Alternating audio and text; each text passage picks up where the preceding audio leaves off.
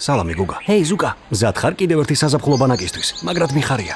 გავიგე რომ ოლიმპიური ათლეტი აპირებს წელს ფარიკაობის სწავლებას. მაგარია, მეც ასე გავიგე. ყველას მოგესალმებით ახალგაზრდულ ბანაკში. დღევანდელი დილის აქტივობისთვის ჩვენ შევისწავლით ფარიკაობის ხელოვნებას. ფარიკაობა სტრატეგიისა და ოსტატობის სპორტია. და რაც ყველაზე მნიშვნელოვანია, ეს შესაძლებლობაა რომ გუნდურობაში გავვარჯიშდეთ. გადასარევია. იცოდე დაგამარცხებ ზუკა, რადგან შენზე გაცილებით ძლიერი ვარ. ღმერთო ჩემო, როგორ მძულს ეს, თავს უმწეოდ გრძნობ.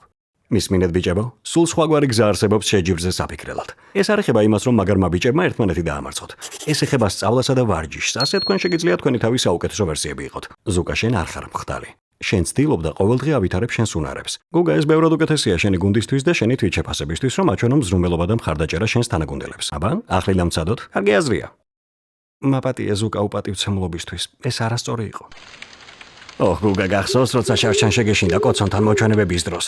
სახეზე გეტყობოდა შიში, ძალიან სასაცილო იყო. კარგი რა, არ შემშინებია. ბიჭებო, შიშის გრძნობა სირცხვილის სულაც არ არის. ეს ჯანსაღი ადამიანური ემოციების ნაწილია. და ბიჭებისთვის სრულიად ნორმალური უნდა იყოს ასეთი გრძნობების ქონა. აბა, ვინ მოყვება შემდეგ საშინელებათა ისტორიას? ძმაო ზუკა, შენ რა ტირი? კაი რა, ეს ხომ უბრალოდ ამანათია. სახლი მოგენატრა? თავი ხელში აიყვანე. თავი დამანებე გუგა, არ ვტირი. ჰეი ბიჭებო, სრულიად ნორმალურია ტირილი. როცა მოწყენილები ან განაწყენებულები ვართ. როდესაც საზოგადოება ეუბნება ბიჭებს, რომ ისინი მტკიცენი უნდა იყვნენ და კაცურად მოიქცნენ, ეს ხელს უწყობს ნეგატიურ სტერეოტიპებს. და ეს ნამდვილად ამაზიანებელია. ყველა ადამიანს გააჩნია გრძნობებისა და ემოციების ფართო სპექტრი და მათი გამოხატვა ადამიანებისთვის ჯანსაღი და ბუნებრივია, მიუხედავად იმისა, ქალია თუ მამაკაცი. ახლა მიწილადე ბრინჯის კრისპებს თუ როგორაა საქმე. ჰეი გუგა, რა ხდება? ის ანიტაა კანოეთი რომ იცურავს. ძმაო, ისე მრცხვენია. ჩემთან მოვიდა და მკითხა მინდოდა თუ არა ტყეში გასვლა და კოცნა. მე კი უბრალოდ გავშეშდი.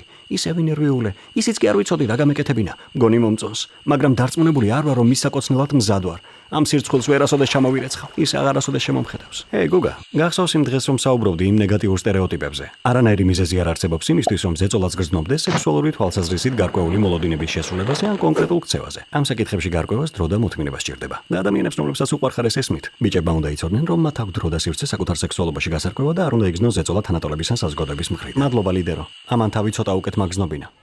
კარგით ბანაკელებო, დღეს ბოლო დღეა. დაიმახსოვრეთ ყველაფერი, რაზეც ვისაუბრეთ ამ ზაფხულს და უბრალოდ ფოკუსირდით იმაზე, რომ იყოთ საკუთარი თავის საუკეთესო ვერსია. წინაღუდექით ნეგატიური სტერეოტიპების ზეწოლას და გისურვებთ წარმატებულ სასწავლო წელს. მომავალ ზაფხულამდე. და ზუკა, დამირეკე, როცა სახლში დაბრუნდები, კარგი? კარგი გუგა. იქნებ სკოლაში კლუბის ჩამოვაყალიბოთ, რათა სხვა ბავშვებსაც დავეხმაროთ ამ სტერეოტიპების წინააღმდეგ ბრძოლაში.